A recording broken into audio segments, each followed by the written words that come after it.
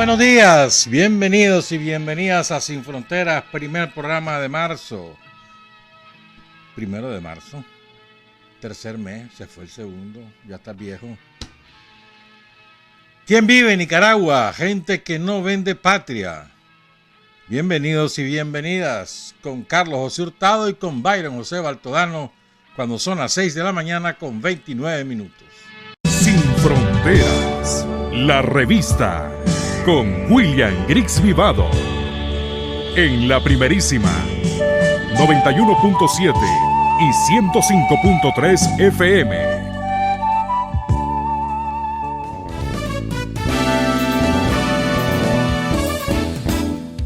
Sin fronteras para decir la verdad, sin fronteras trabajar, avanzar, combatir, vencer, sin fronteras.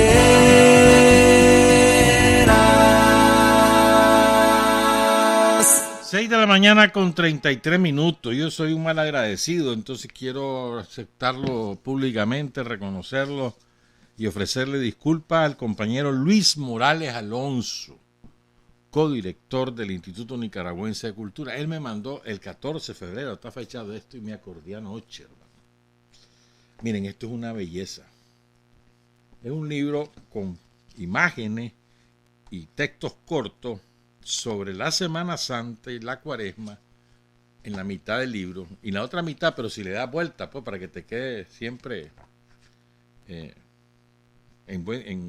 manera que lo puedas abrir, te tocan las fiestas de diciembre. Entonces es un cuaderno, pero con qué cuidado está hecho esto. Una extraordinaria calidad de imprenta, textos cortos, bonitos. Qué bien, aquí están las cajetas de coca, ¿me entiendes? De Zapuyol, ya ni se hacen, ¿verdad? De Zapuyol, el almíbar, el ayote en miel, la chicha, la caña de azúcar. Esto es lo de diciembre. Y en este otro lado, ahí van las fotos, ahí está el Vía Crucis de las Isletas. Sí, hombre, el Jesús del Rescate, el Viernes de Dolores. Muy lindo el libro, muy lindo. Muchas gracias al compañero Luis Morales Alonso. Bueno, pero espérame. Sí. Aquí está la fecha real, ve la fecha. 21 de febrero, me no te fijas.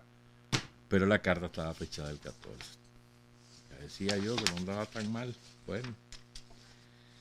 Hoy vamos a hablar de Masaya abundantemente. Yo ando con ese patín de hace tiempo. Bueno, a ustedes les consta que ando con ese patín hace mucho rato, ¿verdad? Que lo dijo muy bien esa frase que les leía yo el lunes. Diole Jasinski. Nuestra principal arma es la memoria. Un pueblo sin memoria es un pueblo sin futuro. Entonces nosotros tenemos que... la memoria nos sirve para inspiración, para fortalecer el compromiso.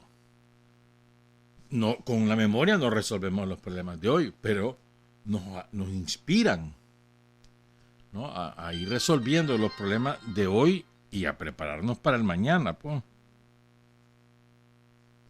No nos sirven en el sentido, con el pasado yo no construyo el presente ni el futuro, de acuerdo.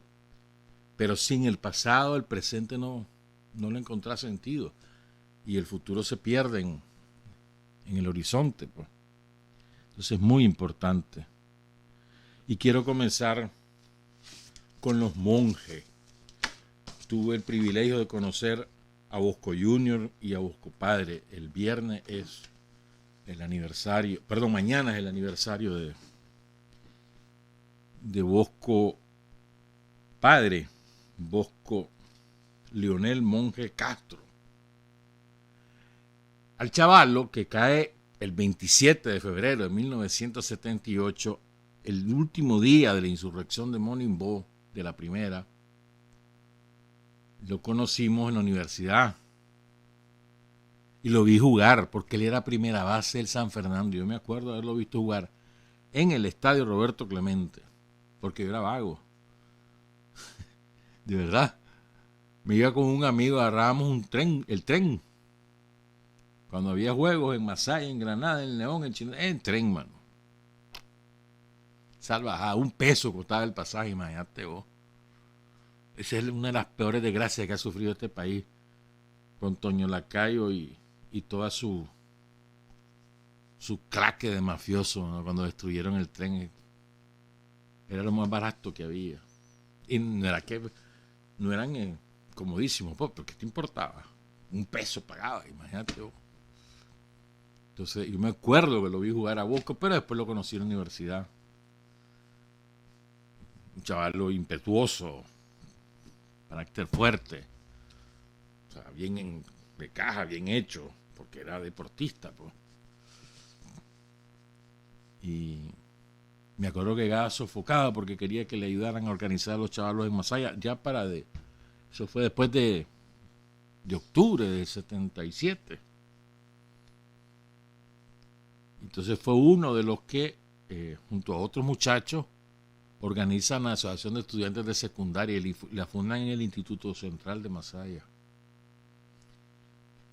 Y Bosco muere ya cuando la guardia echa todos los fierros a Monibó.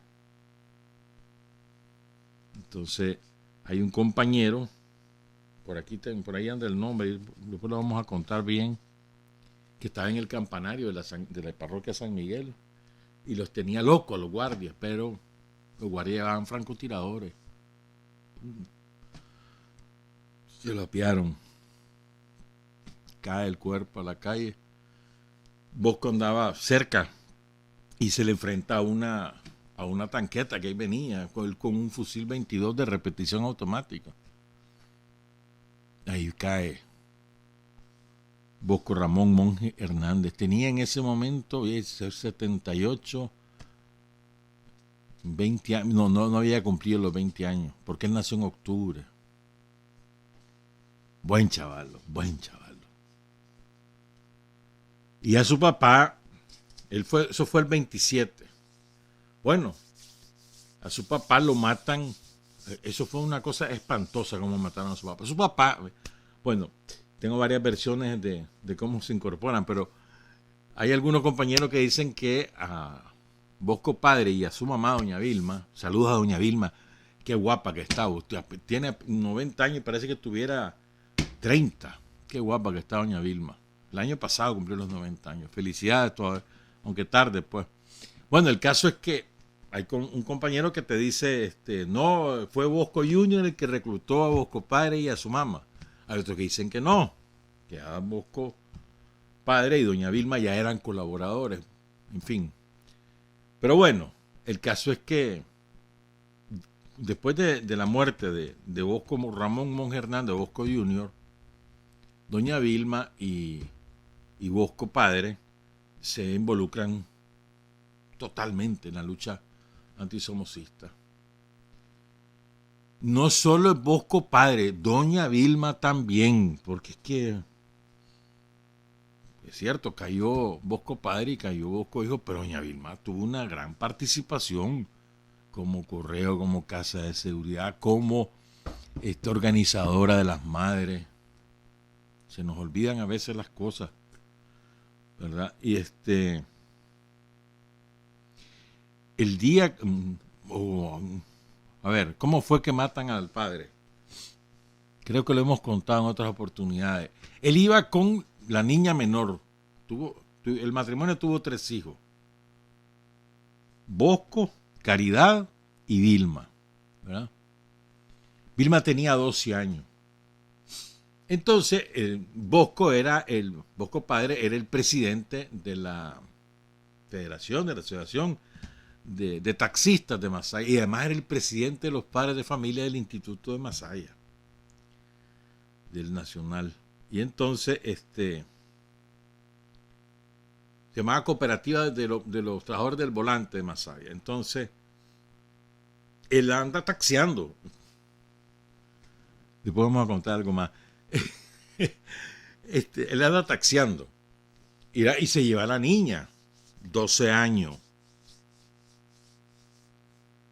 En el ruleteando, pues, los paran dos hombres, vestidos de civil.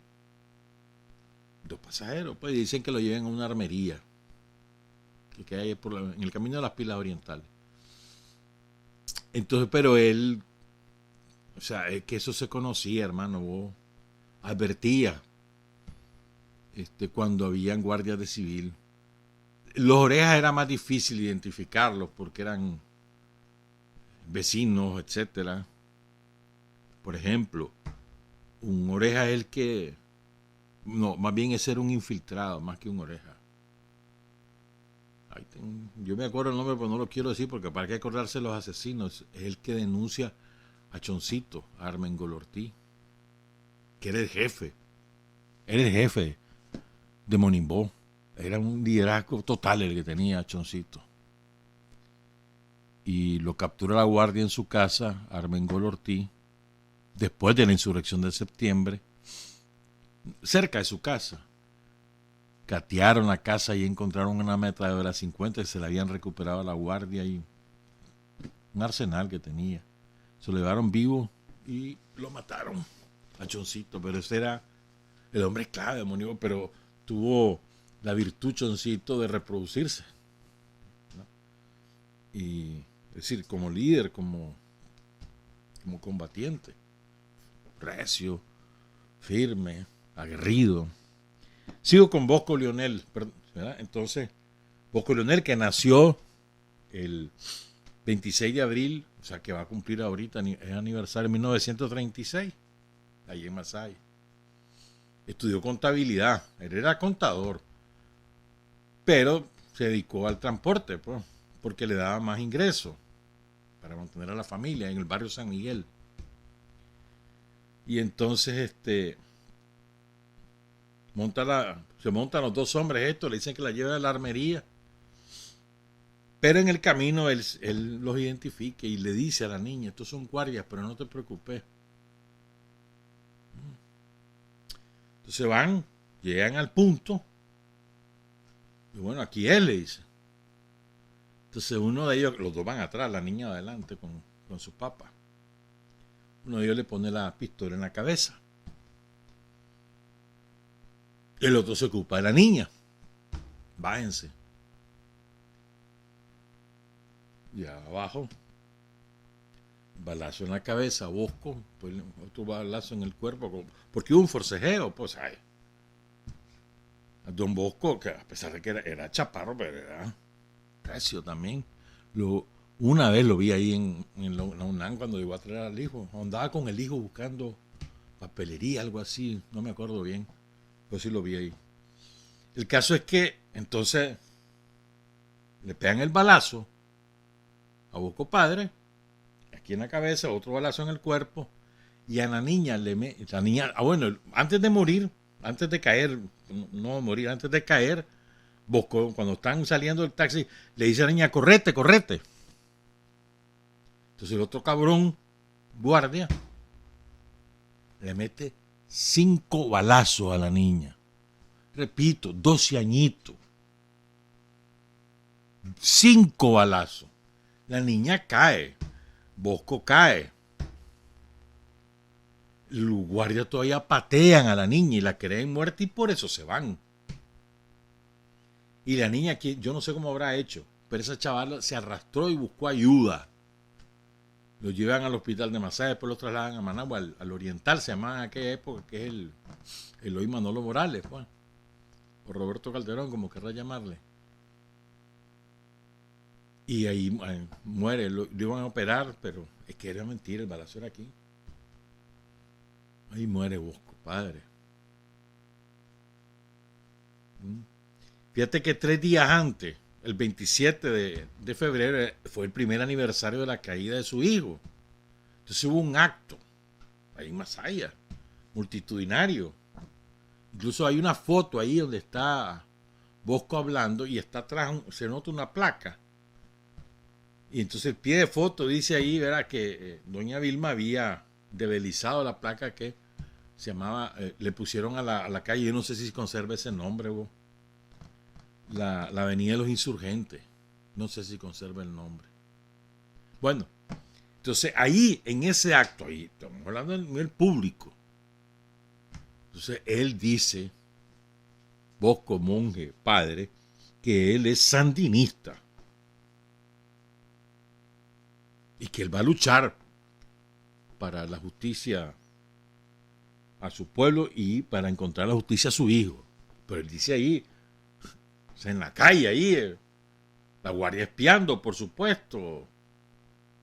Y él proclama orgulloso, yo soy sandinista. Y él sabía que esa era su sentencia de muerte. Y así fue.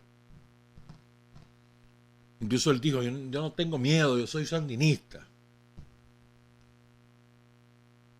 A los 3 días lo matan, así como te conté. El entierro fue multitudinario, porque su asesinato causó un enorme impacto en la ciudad de Masaya, más allá de Monimbó. En Monimbó, porque bueno, Bosco Jr. cae en la insurrección de Monimbó, pero en toda la ciudad, porque él era todo el mundo lo conocía, o compadre, pues él era el de los taxistas. Y además, presidente de la Junta de Padres de Familia del Instituto Nacional, del Instituto Central de Masaya.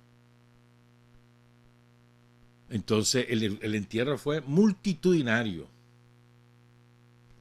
Incluso en la noche, según leí, estuve releyendo anoche eso, bueno, esta madrugada también, el libro de, bueno, sí, pues es un libro de Julio César Mendoza Machado, que ya murió. Julio César murió, se lo llevó el COVID. Murió el 1 de mayo de 2020. Tenía apenas, ¿qué? 62 años por ahí. Aguerrido también, uno de los primeros militantes, combatientes populares, que no eran guerrilleros, pues combatientes populares, que los que organiza la AES junto con otros compañeros. Bosco Monje, entre otros. Bueno, el entierro fue multitudinario. Anoche hubo una especie de como vigilia. La gente puso veladoras y candelas en sus casas, una tiradera de bombas de contacto que no es jugando, y fueron a quemar el plantel de la alcaldía de Masaya, ahí por el puente de San Miguel. No quedó nada ahí. La gente le dolió mucho al pueblo de Masaya el asesinato de Bosco, un asesinato atroz. Lo sorprendente es que Vilma sobrevivió y está plena de vida, tiene 3 hijos y es una familia totalmente leal al frente sandinista, hacen su vida, no le andan pidiendo nada a nadie. Extraordinarias compañeros, Vilma, Caridad, Vilma Junior, ¿verdad? Caridad y doña Vilma del Socorro Velas Hernández. Fíjate que en esa misa de cuerpo presente cantaron la misa campesina, que en aquel tiempo eso era subversivo. La misa campesina, que es muy linda. Es muy linda. Después tuvieron que ir de Nicaragua, porque la guardia no la dejaba en paz. Y además que la niña había que ver cómo se recuperara, curarle su herida. De las cosas terribles que ha vivido este pueblo, hermano. Y a propósito de eso, bueno, saludamos a Caridad, saludamos a Vilma Junior, a doña Vilma, la quinceañera, y orgullosos de ser compañeros de todos ellos, porque son gente firme, leal. Quiero leer, bueno, he estado leyendo, me regañan pues, pero sí lo leo. Lo que pasa es que hay que leerlo al suave, no porque tenga categorías filosóficas, no, sino para interiorizarlos, además que te provoca recuerdos, ¿no? Entonces vos, tal vez te lees un testimonio, 2, tal vez 5, pues, y es mentira, mano, te quedas pensando, recordando, ¿verdad? Estoy hablando del libro Aquí está la portada. Y se armó la runga. Este libro es una recopilación de testimonios levantados en caliente. En el 80, en el 81. Un equipo encabezado por la profesora Susana Morales. Ella me lo regaló, este libro. Yo lo tenía, pero en su tiempo. ¿Quién sabe qué se hicieron esos libros, hermano? Entonces, aquí está la historia de las 3 insurrecciones de Masaya. Con fotos.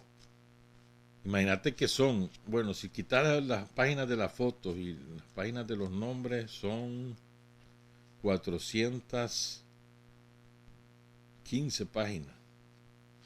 416. ¿Ah? Entonces, esto está hecho a base de testimonio. ¿Ya? Testimonio temático, ¿no?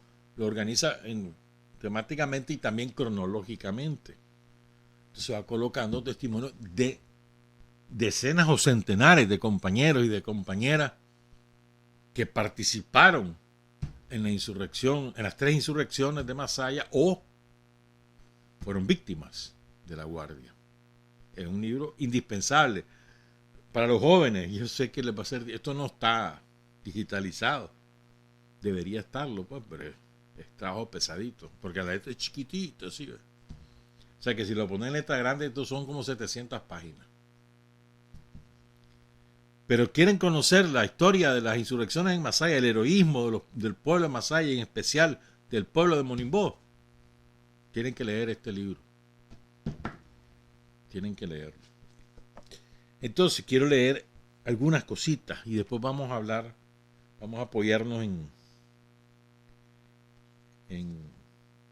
espérame, estoy buscando la página, en la 180, y la página 180, después nos vamos a apoyar en el testimonio de Julio César Mendoza, monimboseño, de ahí del lado del molino, que queda detrás de la iglesia, del colegio salesiano, detrás de la iglesia.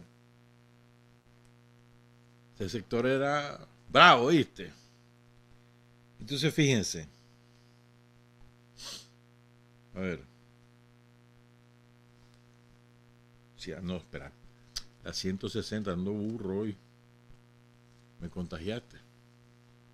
Está bueno. Este es un testimonio de un compañero cuyo nombre es, o era, probablemente ya falleció, Manuel Alemán. En el momento que él ofrece la entrevista a Susana, tenía 42 años. Manuel Alemán. ¿Y saben cuál era su oficio? Carretonero. En aquel tiempo los carretoneros eran abundantes en Masaya, ¿no? Porque eran los que llevaban y traían todo, pues. No solamente basura, sino encomiendas de un lado a otro, la gente que iba al mercado, etcétera. Escúchenlo, pues. Conocí a un muchacho que se llamaba Justo. A este muchacho verdaderamente la guardia lo buscaba y lo perseguía, hasta que lo denunciaron y lo capturaron. Lo capturaron a medianoche, todavía oscuro, iba para el mercado y estaba la madre llorando. ¿Y qué es lo que le pasa? Le digo, y me dice, figúrese que capturaron a Justo. Se lo llevaron a él y a su hermano. Me devuelvo y le digo, está preso Justo. Justo no vuelve, porque ese chaval es bravo. Creo que Justo no vuelve. Fíjate vos, le dice la mamá. Cuando se lo vinieron a llevar a medianoche, lo sacaron en calzoncillo y le dieron como ellos quisieron. Días o semanas después, Justo salió de la cárcel. Y cuenta don Manuel Alemán lo siguiente. Mirá, le dice Justo a Manuel. Mejor correte y que te tiren antes que te lleven, hermano, hasta el sacrificio. Figúrate que me tenían desnudo. Me tenían en un cuarto piso allá en Managua, en la loma, vendado y colgado. Ahí me hacían las torturas. ¿Y qué te hacían? Le dice Manuel Justo. ¿Sabes lo que me hacían, hermano? Me estampaban un chuzo. Me sacaban los zapatos, me hincaban, según pues. Ahí hay unos leones, ahí hay fieras. De noche oíamos unos lamentos y se oyó rugir leones. Y unos jodidos que nos llegaban a torturar. No van a decir quiénes son los que andan jodiendo en la noche ahí en Monimbó, lo decía el guardia. Pero señor, ¿qué le voy a decir? Si usted me va a matar, máteme. Pero yo no voy a decir nada. ¿Qué es lo que le voy a decir si no conozco a nadie? Yo soy un trabajador. Tengo mis hijos, vivo trabajando. Y nada. Entonces cuando ellos me hacían esta pregunta, hermano, mira cómo me hacían. Mira las torturas horribles que me hacían. Me colgaban de un dedo. Y después me colgaban de la viga, hermano. Con un gran fierro o con un látigo. ¡Sa! Los golpes.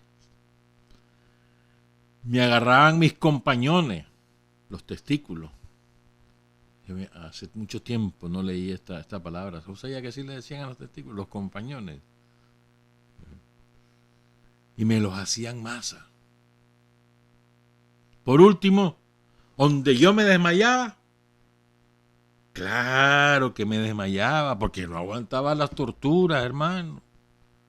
Pues ¿sabes cómo me volvían? Me echaban sal y agua. ¿Te imaginas? Están las heridas sangrantes. Y le echaban sal. ¿Te imaginas el dolor que eso significa? Que desmayado ni que nada. O te despertás gritando. Es horrible. Así dormía yo. No me daban de comer. Así que me sacaron en calzoncillos de la casa, pero me tenían desnudo ahí en pelota. Así que cuídate, hermano. Es lo que le dice, cuídate. Mejor correte antes que te agarren. Aunque te maten. Pero es horrible eso de las torturas. Eso es lo que le está diciendo Justo a Manuel. Sí, hombre, le digo yo, dice Manuel. Ahora cuidémonos. Porque vos sabés que ahora que ya saliste, dale gracias a Dios que no te mataron. Efectivamente, dice Manuel, vino todo reventado el hombre. ¿Quién sabe si este compañero sobrevivió o no? Porque esas torturas dejan muchas secuelas, físicas y psicológicas. Ese es el primer testimonio que quería contarle. Ahora, bueno, se me había olvidado comentarles esto. Hubo un evento que se ha olvidado.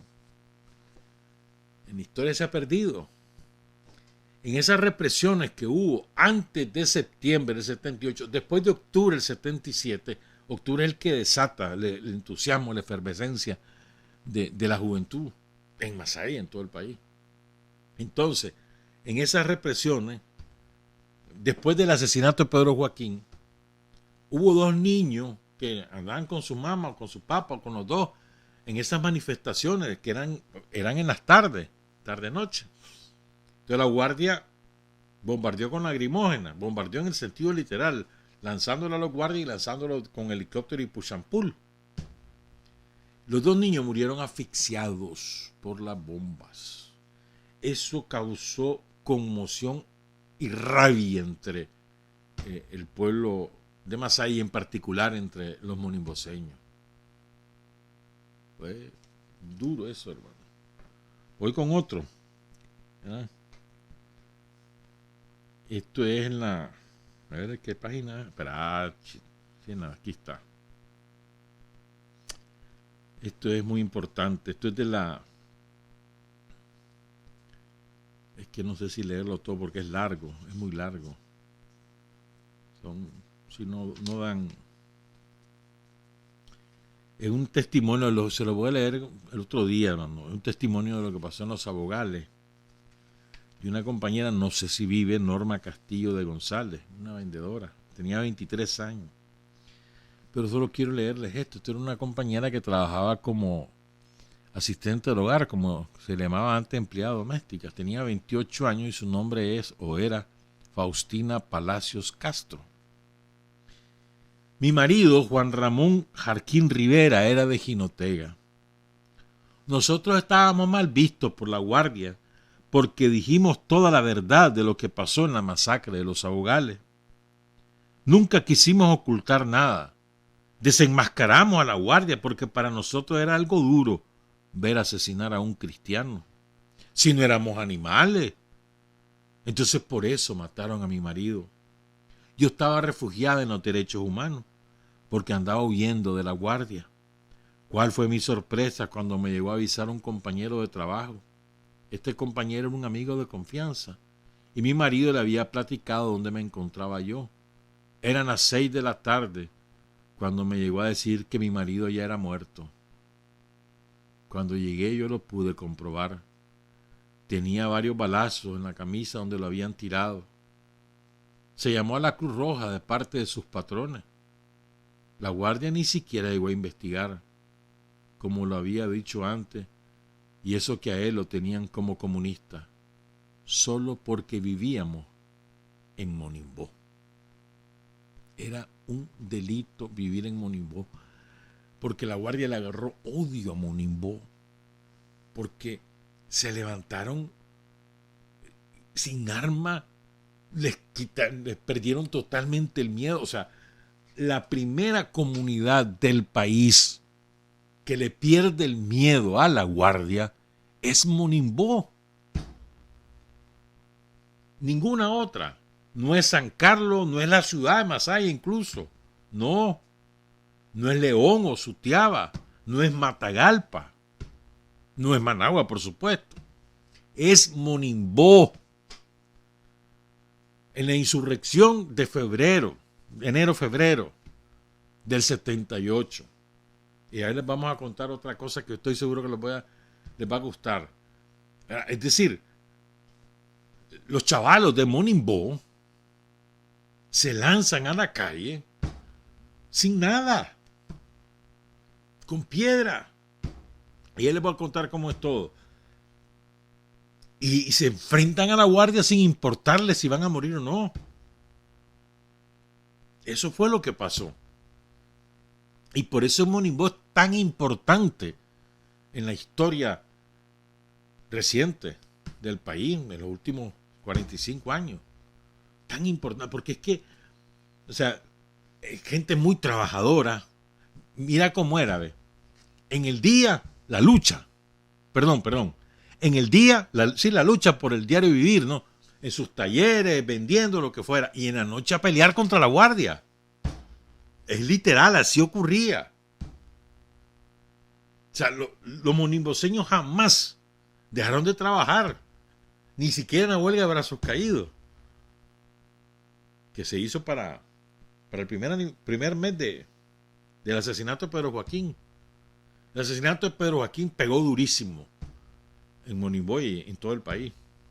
Entonces ese chavalero, después se suman los adultos, pero el chavalero los primeros, los estudiantes son los primeritos que se levantan. Y se enfrentan a la guardia en aquel tiempo, imagínate, con aquellos Garan que solo oír el estruendo de un balazo de Garan ya era aterrador, imagínate si te pegaba. Las tanquetas, las bombas lacrimógenas, los aviones, el helicóptero. Y el chavalero en la calle. Caían sus compañeros. Ahí se armaron los hospitales de campaña y todo eso fue antes de la insurrección de septiembre, fue en Masaya. Y Choncito, Armengol Ortiz, fue clave en el liderazgo de toda esa gente. Ahí es donde, lo que es verdad, ahí es donde detienen a, que les contaba, a Hilario Sánchez y a Moisés Rivera, ¿se acuerdan? Que casi los matan, les pegaron una cachimbiada que no jugando. Y lo que es la vida.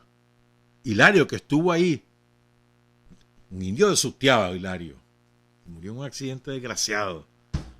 Hilario Sánchez era un cuadrazo. Bueno, Hilario, que lo manda a Granada, Camilo Ortega, a la madrugada del 26 de febrero, y después cae herido y preso Camilo. Entonces Hilario después se hace cargo de Masaya y se convierte en el líder de toda la comunidad de Monimbó y de todos los sectores aledaños. Y había estado preso en manos de ellos. Impresionante como es, ¿no? Y ahora les debo el último de estos testimonios del libro Y se armó la runga, editado por el Instituto de Estudio del Sandinismo, una desgracia. Todos esos archivos quedaron fuera del control de la revolución, pero bueno. Y que lo hizo la profesora Susana Morales. Entonces ahora voy con esto último. Esto es de la página 140. ¿Y por qué lo quiero contar? Porque aquí hay 3 nombres de compañeros caídos en esa fase de la insurrección. Y creo que tenemos compromiso. Bueno, aquí no hay 3. Aquí hay como, no sé, 500 nombres tal vez habrá de caídos en Masaya y en Monimbó especialmente. El 26 de febrero, el día de los abogales, cayeron los compañeros Miguel Díaz Vázquez y Domingo Cajina, zapateros, y Manuel de Jesús González, carretonero. Esta gente cayó allí en los abogales. Nosotros estábamos por las cruces de San Sebastián, como a las 10 de la mañana. Veníamos por ahí cuando oímos el tiroteo. Teníamos un saco de bombas por ahí cerca. Y nos dicen, es el frente. Nosotros nos fuimos creyendo que era el frente sandinista. Y cuando llegamos al cauce, nos dividimos en grupos de 4 a 6 compañeros. Me acuerdo que a estos compañeros les dije, no se metan por ahí, que no hay protección. O sea, por un yucal que había por ahí detrás del parque de béisbol, del patio de béisbol. Era de los Jucos. Pero por ahí se fueron. Por cuenta se atemorizaron o se le entró los nervios. La cosa es que se quedaron ahí en el yucal y los agarraron. Los agarraron vivos. A uno baleado, pegado con un balazo, pero vivo. Nosotros nos dimos cuenta hasta como las 8 de la noche porque no aparecieron. Ese día nosotros le aventamos bombas a la guardia que dio miedo. Y también les disparamos con rifles 22 de 6 tiros. El arma más pesada que hubo en ese combate fue una carabina. Y esos jodidos nos aventaron pijazos con una 50, con Garan, con Galil. Yo no sé ni cómo salió viva tanta gente. A campo abierto nos aventaron penca. Esos compañeros, sí, cayeron. Este es un obrero que no dio su nombre, tenía 30 años. Recordemos entonces a Miguel Díaz Vázquez, zapatero, a Domingo Cajina, zapatero, y a Manuel de Jesús González, carretonero, capturados vivos y asesinados por la Guardia Somocista el domingo 26 de febrero de 1978. Una pausa, regresamos. Hay hombres que luchan un día y son buenos. Hay hombres que luchan un año y son mejores. Pero hay hombres que luchan toda la vida. Esos son los imprescindibles. 7 de la mañana con 14 minutos. Dice Tirsa San que las cajetas de Zapoyol se siguen haciendo. Las hacen en el viejo. Pues no sabía, fíjate, Tirsa. Así que le voy a reclamar a Mauricio Rivera para que nos mande cajetas de Zapoyol. Mentira, Mauricio, es una broma. Mauricio, padre. O al hijo también, cualquiera de los dos. o a Alma, que Alma es una mujer salvada. Pero bueno, mañana es el cumpleaños de Mirna Díaz Romero, la cumiche de los Díaz Romero. Mañana está cumpliendo ¿cuánto, Mirna? Ya debe andar por los 68, por ahí. Felicidades a Mirna por anticipado, perdón, de antemano, por anticipado. Ahora vamos a contar esto, pues. A ver si da tiempo, ¿va? Son las 7:15.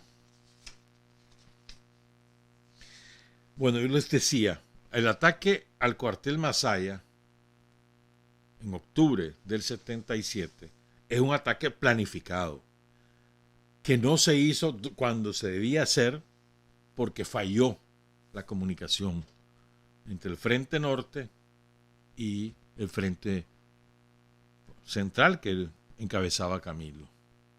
Falló.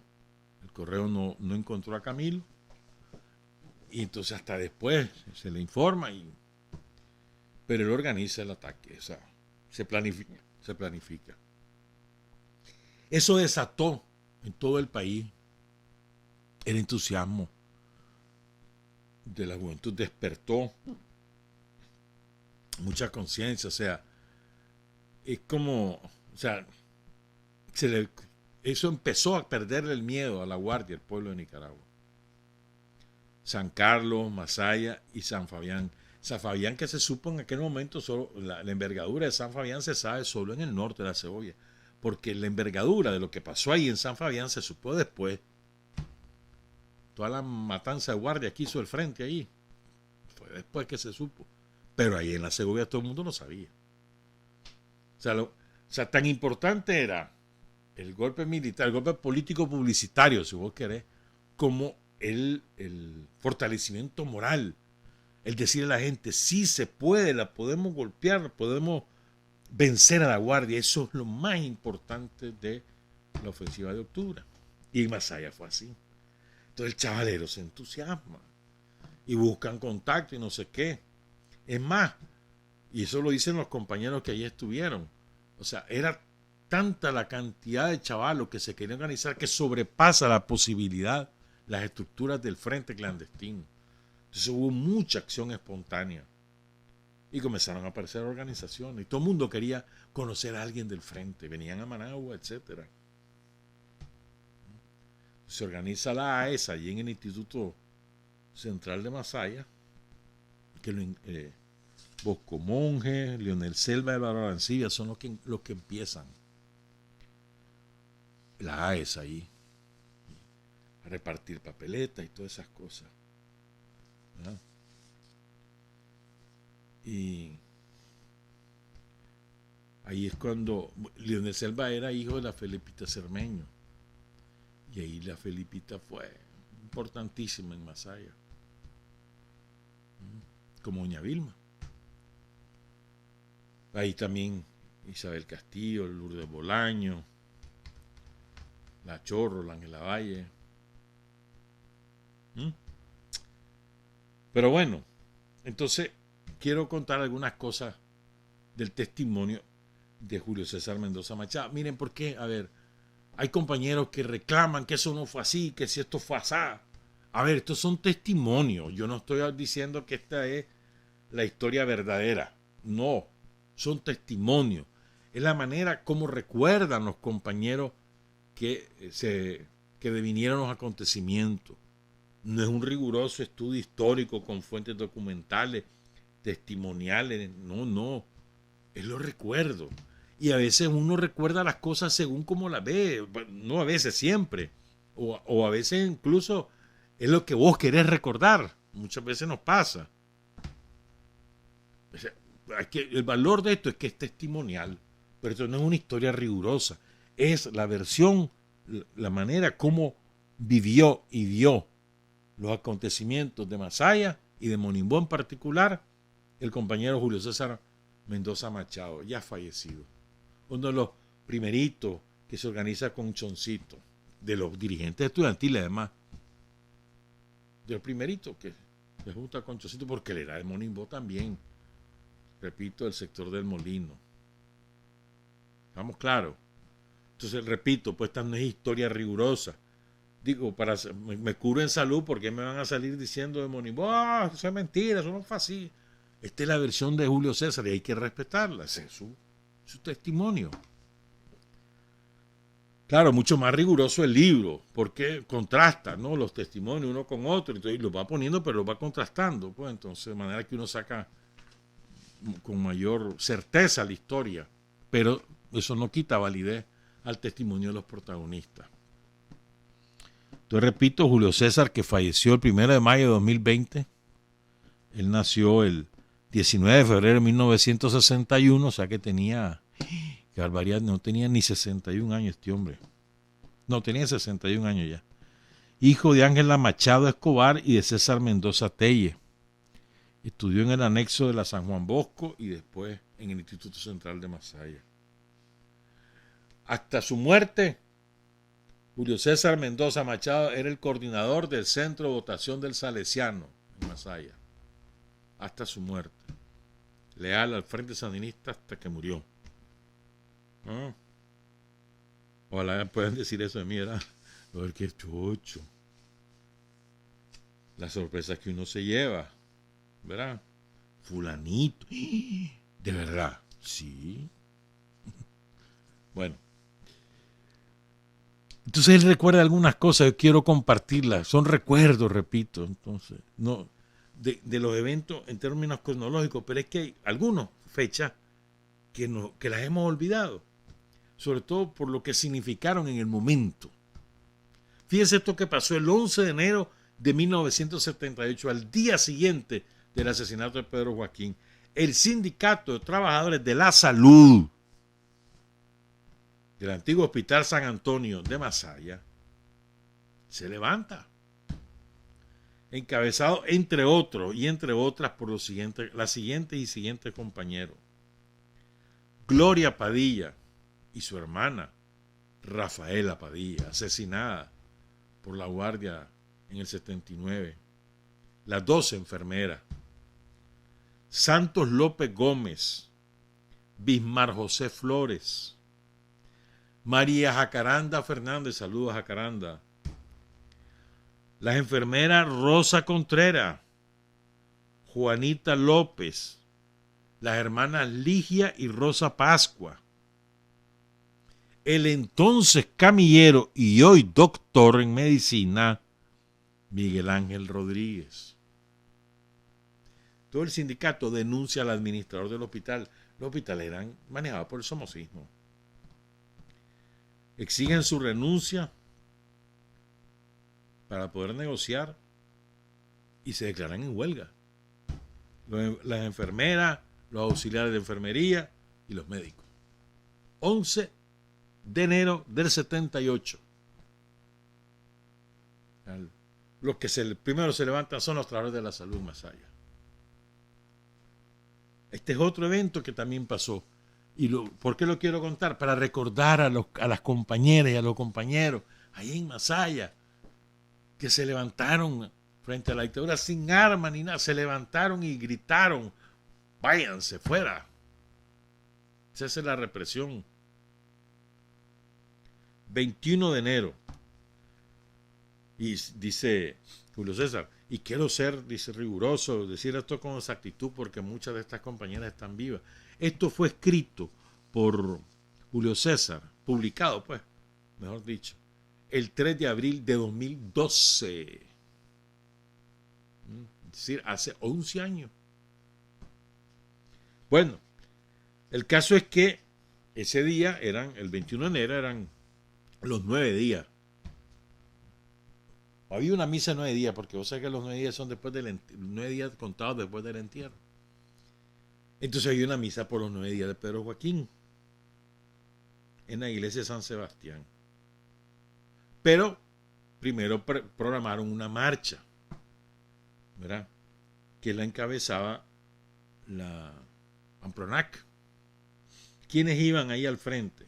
Vamos a decir los nombres, no importa lo que haya pasado después, pero en aquel momento fue muy importante. Telma Montoya Bartodano, Mercedes López González, Teodolinda Rodríguez, Gloria Padilla, Marta de los Ángeles López Hernández, Juana Gómez Acuña, Guillermina Carranza, María Hernández López, conocida como María Mula, y otras. Salieron de la parroquia de la Asunción, en Parque Central, hacia la iglesia San Sebastián. La idea era hacer esa marcha, empezar a las 3, a las 3 horas nicas, y después ir hacia Monimbó, por la calle Real.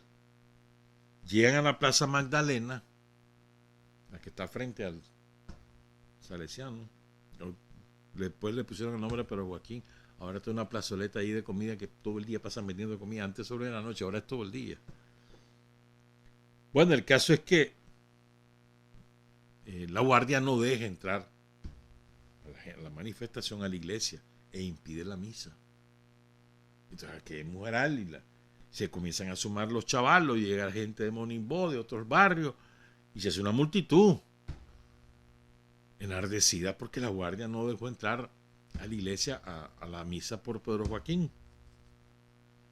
Y entonces empiezan a disparar al aire para dispersar a la multitud. Pues la gente se agacha, se asusta, se quedan. Entonces vienen los push and pull.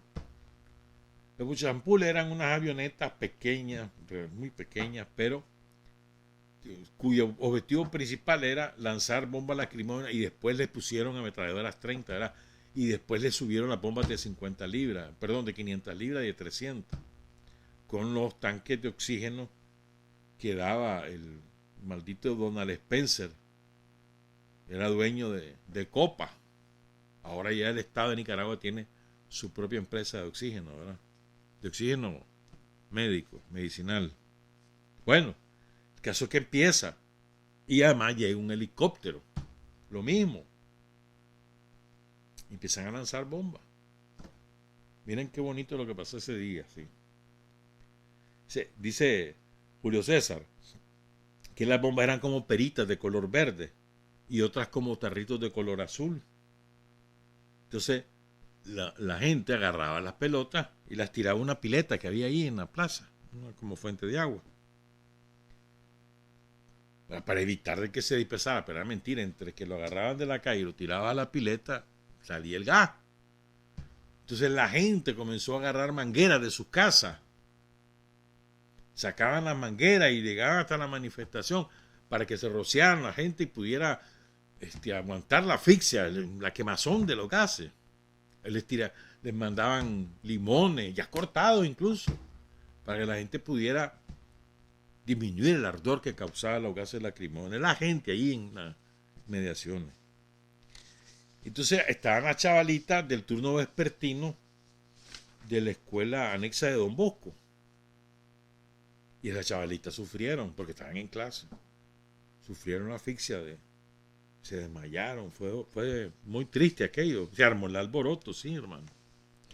Y entonces esa represión enardece a todo el pueblo de Monimbó. Cuando ven a las mujeres asfixiadas, las niñas desmayadas, y la gente se arrecha, ¿no?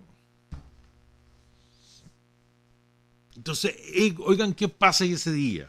Y esto lo cuentan, repito, es el testimonio de Julio César Mendoza. No es historia rigurosa, es su testimonio. Hay que tomar en cuenta esto. Julio César Mendoza Machado. Miren la importancia de ese día. Ese día es la primera vez, según Julio César, repito, ese día, en la frustrada misa de los 9 días de Pedro Joaquín Chamorro, el 21 de enero, cuando está ese alboroto por la bomba y no sé qué, a alguien se le ocurre, ¿verdad?, llegarles a dejar 4 docenas de cohetes y 4 docenas de morteros. Y con eso se defendieron, con cohetes y morteros, porque en Masaya eran muy, muy populares los talleres de pólvora, cohetes, triquitracas, bombas, cachinflines, esos que ahora traen de China, eso se hacía en Masaya, en esos tiempos. No sé si siguen ahora haciéndose. Bueno, el caso es que entonces con aquellos morteros le disparaban al helicóptero. Y el guardia que iba al frente del helicóptero se acobardó y jaló, mano. Fue eficaz, ¿viste? Y entonces ahí descubren que tienen un arma, que es la pólvora. Los juegos de pólvora, pues. ¿No? Le llamaban el pájaro volador, le decían en el helicóptero. Eso fue más o menos a las 4:30 de la tarde. Entonces la gente se toma la plaza, se enfogata, consignas, mítines, música, ¿verdad? Y llega la guardia y enfrentamiento, salen los primeros heridos. Al día siguiente pasa otro, no, perdón, eso fue, repito, el 21 de enero. Y esos morteros y esos cohetes los llegan a dejar, alguien los llegó a dejar, los habían comprado en la fábrica de Lázaro García, le decían el Comején. ¿No? Eso fue sábado. El 23, lunes 23 de enero, la familia Rodríguez Zelaya, los hermanos Elías e Israel Rodríguez, su papá Francisco y el sobrino de su papá, o sea, primo de Israel y de Elías, Mariano Rodríguez, que le decían Chuleta, empiezan a fabricar los famosos cañoncitos de largo alcance para morteros caseros de 2 tiempos. Y lo hacen con esa idea, que sea un arma para defenderse de la guardia. Pero es una iniciativa de ellos. Entonces, la idea era que tuvieran un alcance mayor, que, o sea, que pudieran dispararlo y que llegara, qué sé yo, a 50, 100 metros para defenderse de la guardia. O sea, esa fue la idea de los Rodríguez, de don Francisco y de sus hijos Israel y Elías y de su sobrino Mariano. Tremenda idea.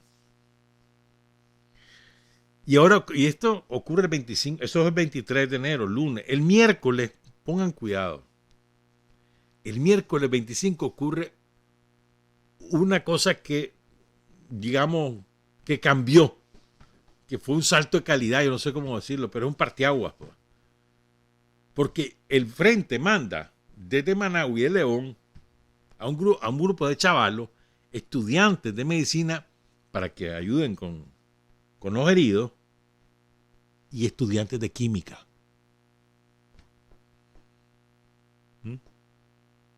Chavalos de Managua y de León. Esto es importantísimo. Entonces recuerda muy bien en su testimonio Julio César. Oigan esto.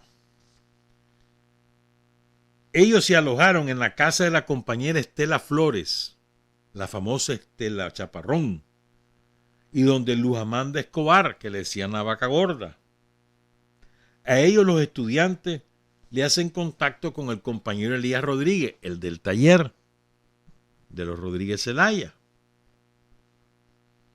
Claro, pongan cuidado, son chavalos que llegan y dicen, mira, yo les vengo a ayudar, yo estudio medicina, yo estudio química, pero, digo, es la desconfianza natural que tenía que haber en aquellos tiempos, y si estos son de la guardia. Entonces, Elías se entrevista con ellos, pero los pone bajo vigilancia, ¿me entendés? En observación, en cuarentena, durante todo el día y la noche. Y en la noche lo lleva a los puntos donde ya sabían dónde estaban concentrados los muchachos. Y al día siguiente, el 26, llega a la casa de Estela Flores, de Estela Chaparrón, Choncito, Armengol Ortiz, Asunción Armengol Ortiz, ¿verdad? Que era el jefe del frente en Monimbó. Pero era un jefe natural, nadie lo nombró. O sea, era un líder natural de Monimbó, profesor, maestro. Choncito felicita a los compañeros, los orienta y los incorpora. Y bajo la dirección de Chon, empiezan a elaborar la química de lo que sería las bombas Molotov, con botella de vidrio. Y a los médicos los integra al hospital clandestino, que ya habían formado, que tenían 2 médicos. Y estos médicos, mirá lo que era, ¿verdad? Tenían contactos en Granada. Entonces a los más graves buscaban vehículos, los compañeros ahí los montaban al hospital de Granada y ya tenían contacto de médicos amigos en Granada. Todo esto, repito, es antes de que todo se organice para la insurrección de septiembre. Esto todo es sobre la base de la conciencia que nace de la lucha y de la represión. Y multitudinario además. ¿Estamos claros? Esto es el 26 de enero del 78. El 1 de febrero siguen las manifestaciones, ¿verdad? Entonces hay una grande ahí en Masaya. Y la gente estaba brava porque, bueno, estaba todo el escándalo, ¿verdad? Porque el asesinato de Pedro Joaquín había sido el 10 de enero. Incluso para esa época, que ese día hubo, el asesinato de Pedro Joaquín fue como a las 8:30 de la mañana. Algo así, ¿verdad? Entonces, el impacto que entre que se riega la noticia, o sea, el impacto fue enorme. La gente queda estupefacta, ¿no? O sea, la conclusión a la que llegaba la gente común y corriente: si mataron a Pedro Joaquín, estos van por nosotros también. Porque Pedro Joaquín era, digamos, la cúspide del movimiento opositor visible que había en Nicaragua. O sea, estaba el Frente Sandinista como la organización política guerrillera. Y de los visibles, pues la cúspide era Pedro Joaquín. Porque tenía la prensa. Entonces, ya para la tarde, ya la gente ya empieza a transformar aquella sorpresa, la estupefacción, la empieza a transformar en rabia. Y mucha gente llega al hospital Manolo Morales, que es donde llevaron el cuerpo de Pedro Joaquín, y ahí se organiza la primera marcha por Pedro Joaquín, cuando lo van a llevar a su casa en Las Palmas. Y recorre todo eso. Y en la medida que va recorriendo ese trayecto, se va incorporando la gente. Yo estuve ahí, hermano, que me van a echar cuento.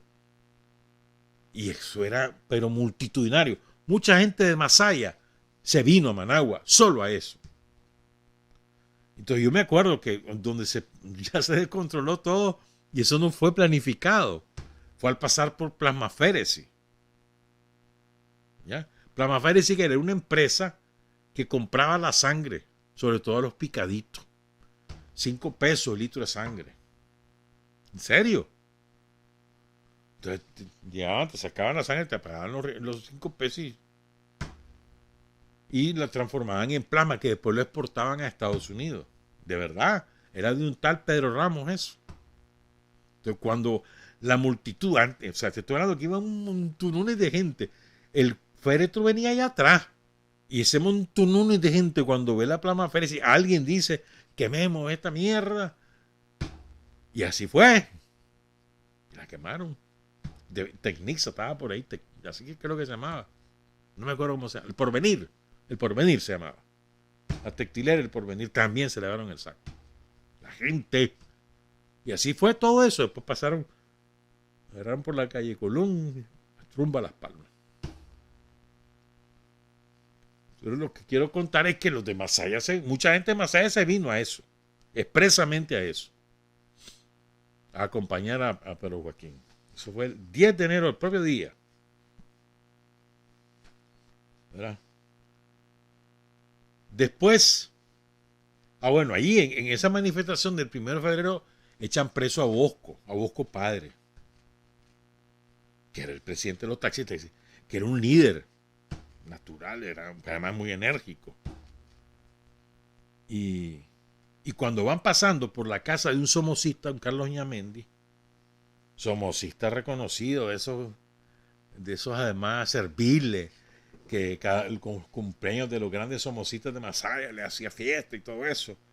El cacique de somocista de Masaya era Cornelio Juco, que ese lo fusilamos allá en el Frente Sur. Se le manda más, que era senador de Somoza. ¿Bien? Son las 7:40 y me falta un montón de contar. Sigo, pues. Entonces, ahí, cuando van pasando por la casa de Carlos Ñamendi, uno de sus guardaespaldas dispara contra la manifestación. Y eso ya fue el acabose, hermano. Fue el acabose. Entonces ahí es cuando hay 2 muertos, incluyendo a Santiago Potome, que era otro monimboseño.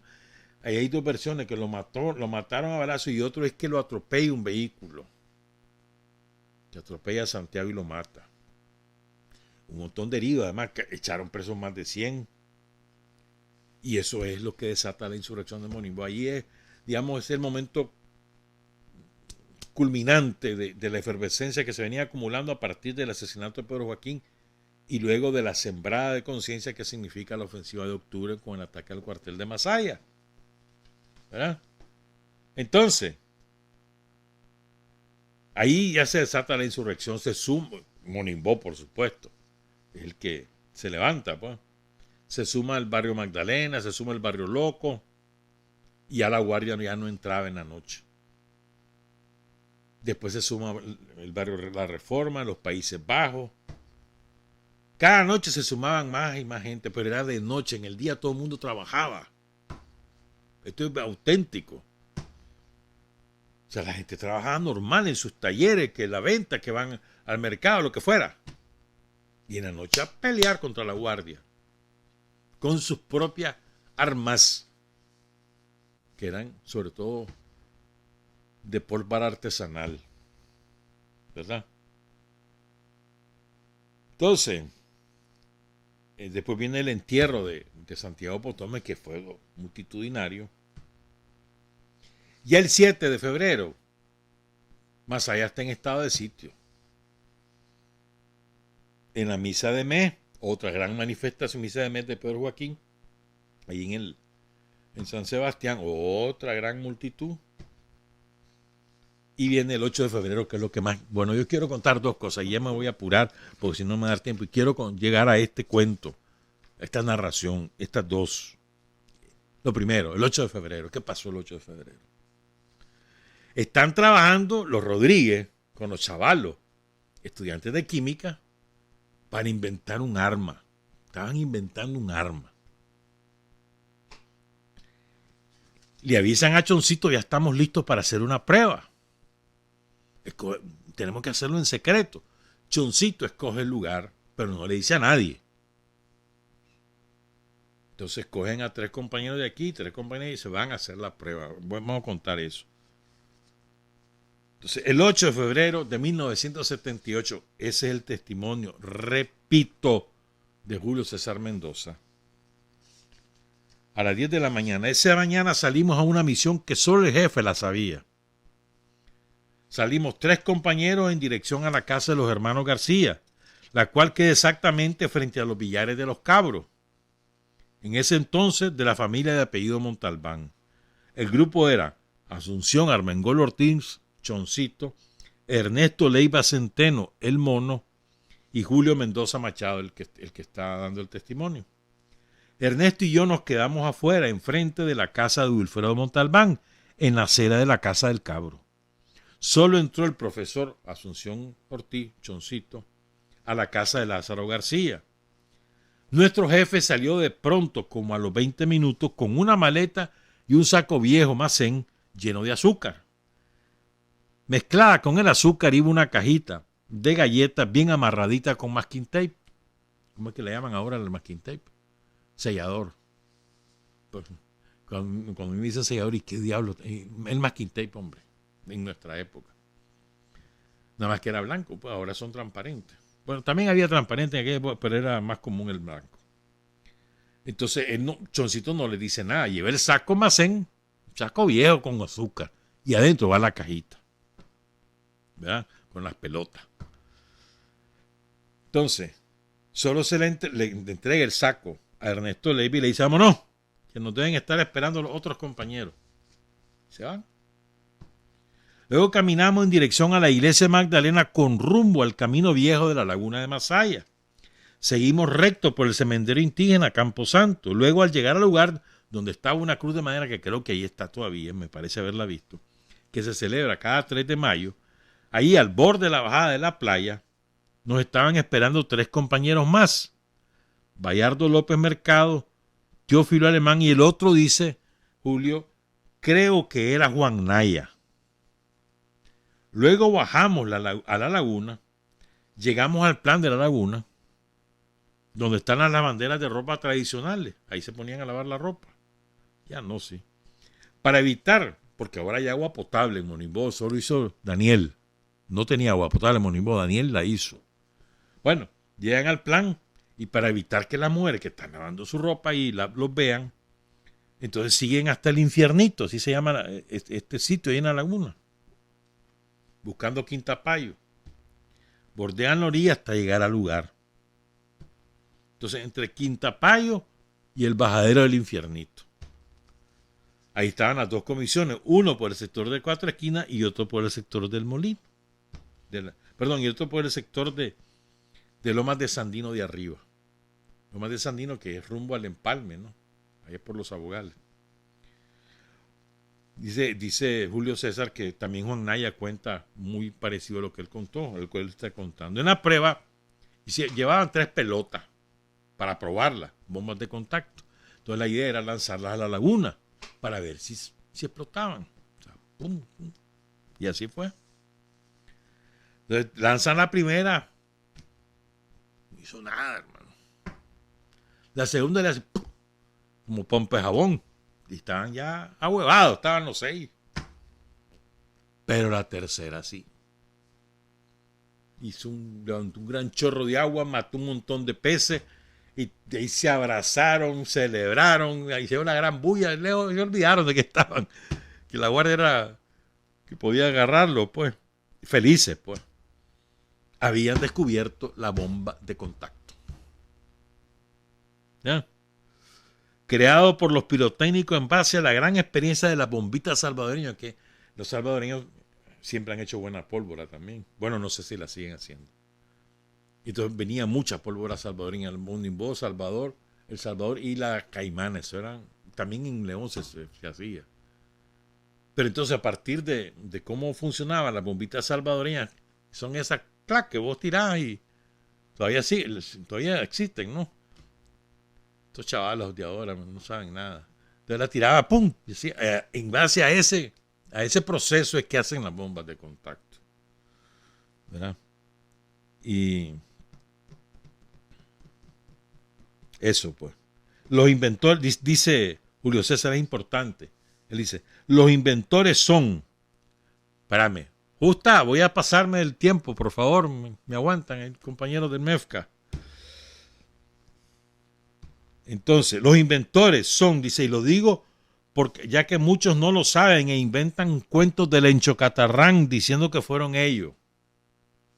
Los inventores de la bomba de contacto son Julio García, el Comején, el famoso Julián el Monimboceño, que se canta en el tema Vivirás Monimbó, que por cierto aquí dice Julio César que esa canción fue hecha por el ranchero de Monimbó, Juan Gaitán. Me llamó la atención eso.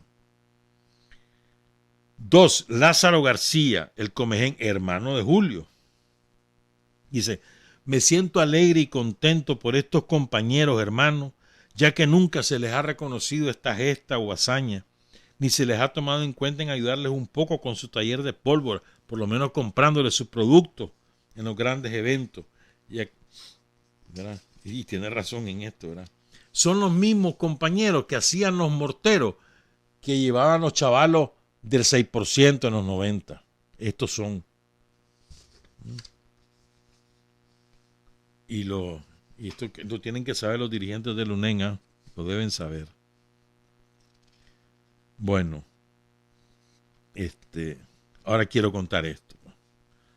Bueno, el 9 de febrero es cuando, fíjate bien, esto es antes de que caiga su hijo, y don Bosco Monge se pone ahí en un mitin, arengando al pueblo de Monimbó, a los pueblos de Masaya, a levantarse contra Somoza, ¿no?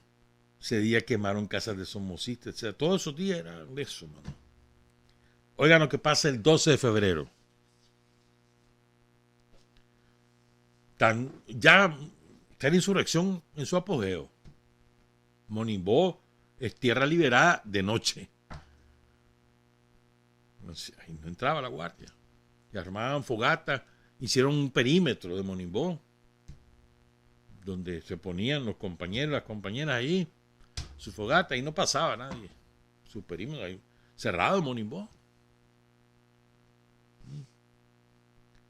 Entonces, viene un carro, un tipo manejando en un carro, viene del lado de Catarina, digamos, y entra por el lado de las lomas de Sandino.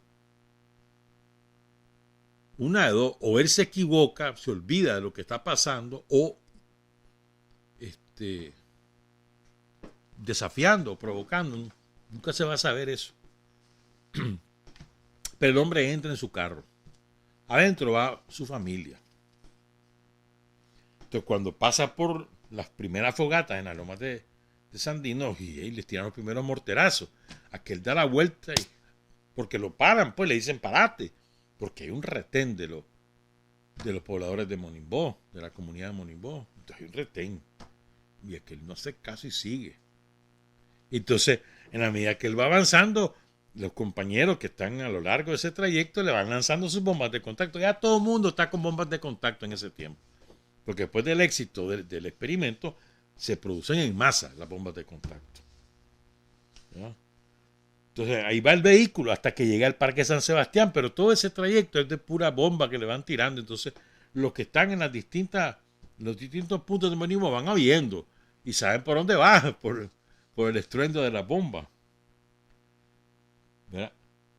Al llegar, al ver la fogata que está en San Sebastián, da la vuelta el hombre y gira hacia las Cuatro Esquinas. ¿Verdad? Pasa por el molino. Cuando pasa por el molino, el hombre va con una pistola y dispara contra los que están en el molino. Casi mata a 3 compañeros. Entonces eso enardece a la comunidad indígena. ¿Verdad? Y aquel sigue para las Cuatro Esquinas.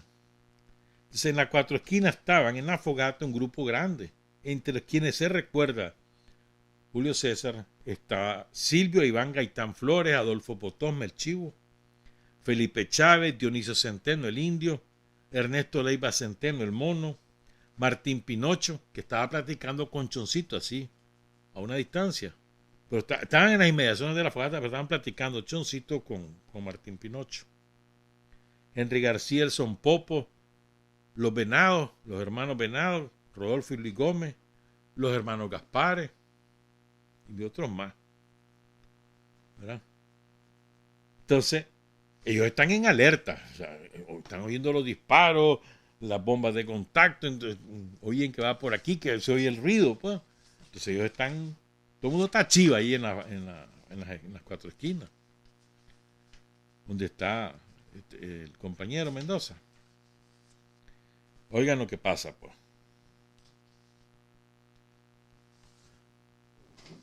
Al llegar a San Sebastián, dobla hacia las Cuatro Esquinas. Los que están en las Cuatro Esquinas lo ven venir.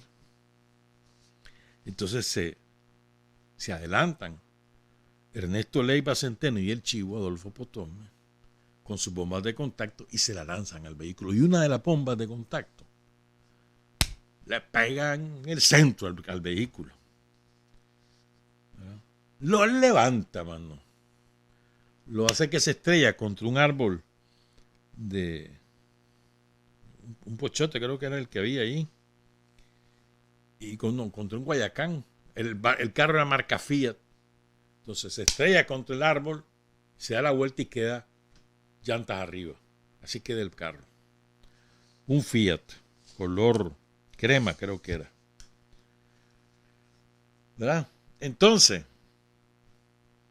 todos los chavalos se acercan al carro que está volteado. Además están furiosos porque el hombre disparó poco antes contra los del molino queriendo matar gente y no lo logra. Casi mata a 3 muchachos. Entonces están furiosos. El hombre está herido. Semejante volcón, ¿no? Y adentro van 3 mujeres. 2 adultos, una de ellas embarazada y una niña.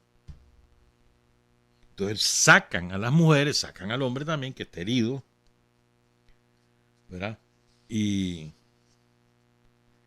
uno de los compañeros, Martín Pinocho, grita: espérate, hay que traer la barra, hay que registrar la valijera. Porque cuando sacan al hombre, buscan armas ahí y no la encuentran. Quién sabe dónde había escondido la pistola. La cosa que no encuentran. Entonces dice: vamos a registrar la valijera. Y como estaba volteado aquel chunche, buscan una barra con la cual abrir. Y ahí le sorprende a todo el mundo. Abren la valijera y ahí iba una ametralladora Uzi de las de asalto con 3 cargadores, un chaleco antibala, un casco israelita, sionista diría yo, un fajón con su cartuchera y otra pistola. le encuentran su verdadera identificación personal, su pasaporte, su carnet de la escuela de la EI, su licencia de conducir, y etcétera, etcétera, etcétera. Mientras tanto, los muchachos llevan a las dos señoras y a la niña, la embarazada, la señora y la niña, las llevan ahí cerca, donde tenían a unas compañeras para que las atiendan y les limpien las heridas. No estaban gravemente heridas, pero sí tenían heridas, pues. Les dan agua, las calman, y ahí es cuando se enteran de que vienen de Mazatepe de un cumpleaños de un familiar, y que verían para Managua y se meten por las lomas de Sandino, ahí en Monimbó. Ellos ya saben que vienen de ahí, y ellas mismas le cuentan quién es el hombre que acababa de llegar de Panamá. Estaba en Panamá en un curso contra antiterrorismo en la Escuela de las Américas, que estaba ubicada en el Canal de Panamá. ¿Estamos claros? Entonces, bueno, mientras a la señora y a la niña pues las atienden, al tipo herido lo amarran y lo llevan amarrado. Es más, tan furiosos los chavalos. Ya lo llevan amarrado, los conduce el mono, va a Asunción Ortiz, Choncito, y detrás va el chavalero. Y lo llevan a la Plaza San Sebastián. Y ahí, bueno, después de toda la bulla, había llegado una multitud de gente a ver qué es lo que estaba pasando. Y se enteran y les cuentan, y que es de la EBI, que es ahí lo identifican claramente, el teniente Roberto Solís, A1, jefe del batallón blindado de Somoza. Un grueso. Entonces lo presentan en la Plaza San Sebastián, amarrado. Dicen quién es, exhiben lo que le hallaron en el carro, la UCI, etcétera, etcétera. Y hacen el juicio popular. Veredicto unánime, culpable, sentencia, fusilado. Y ahí nomasito lo fusilaron. El pueblo de Monimbó, el pueblo de Masaya, lo fusiló. Al teniente Roberto Solís.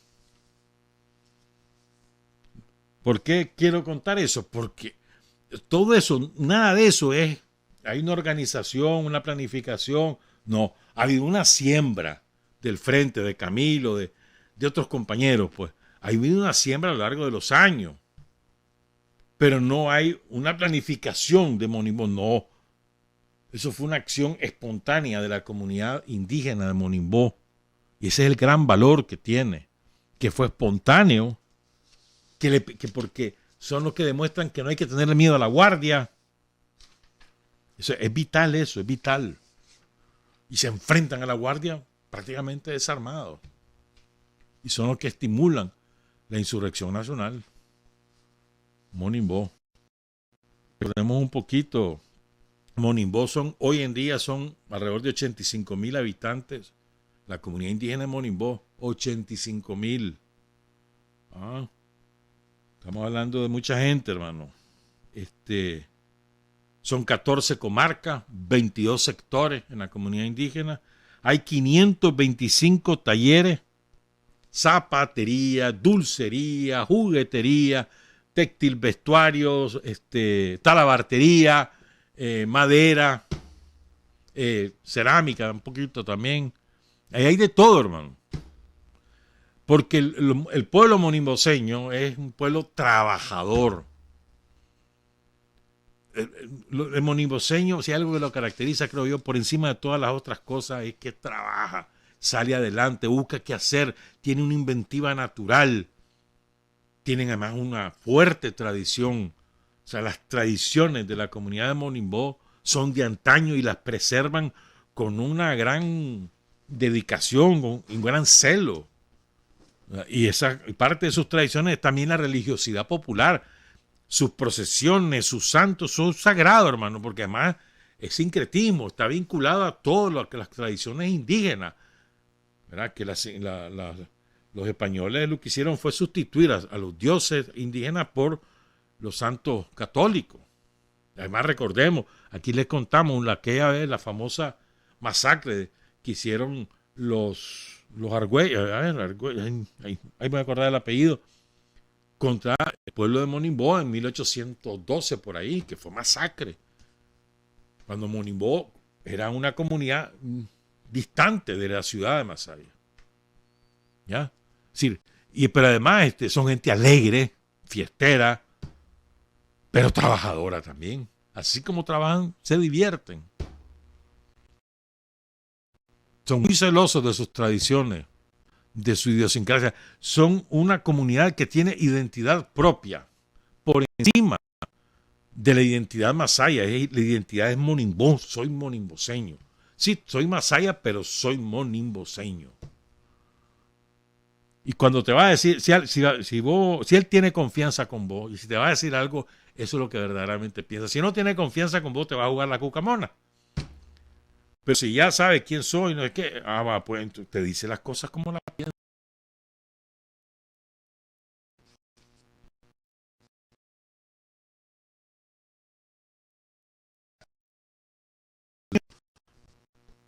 Respeta si lo respetan.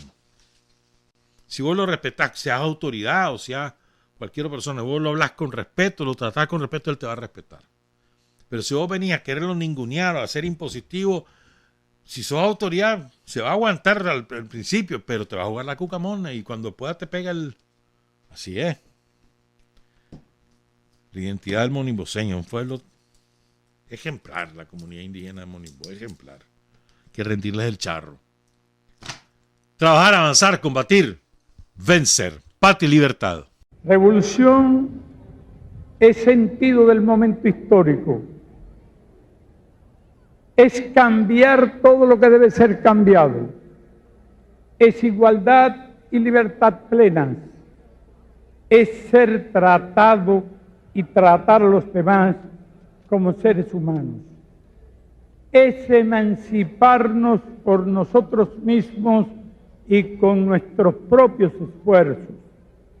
Es desafiar poderosas fuerzas dominantes dentro y fuera del ámbito social y nacional. Es defender valores en los que se cree al precio de cualquier sacrificio. Es modestia, desinterés, altruismo, solidaridad y heroísmo. Es no mentir jamás ni violar principios éticos. Es convicción profunda de que no existe fuerza en el mundo capaz de aplastar la fuerza de la verdad y las ideas. Revolución es unidad, es independencia, es luchar por nuestro sueño de justicia para Cuba y para el mundo, que es la base de nuestro patriotismo, nuestro socialismo y nuestro internacionalismo.